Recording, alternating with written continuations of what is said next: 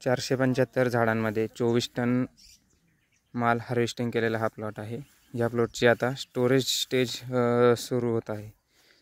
तर आपण स्टोरेज स्टेजमध्ये काय काय काम केलं पाहिजे याचा आपण थोडासा अभ्यास करू।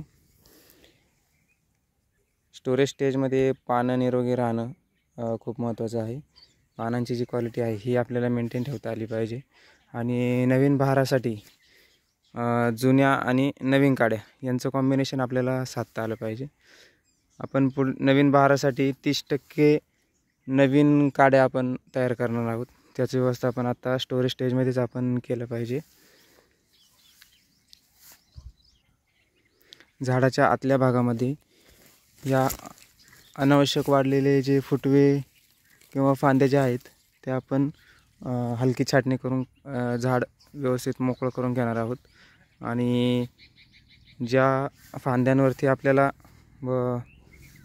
पुढे बहार धरायचा आहे तर त्या फांद्या आपण आतापासूनच तयार करण्याचा प्रयत्न करणार आहोत।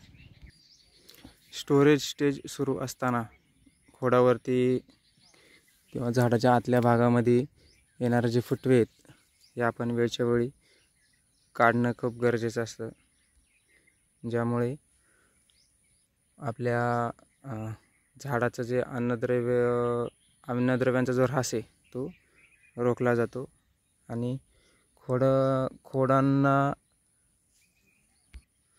खोडांना आपण 2 वेळेस कीटकनाशक आणि बुरशीनाशक यांनी खोड फवारणी घेणार आहोत।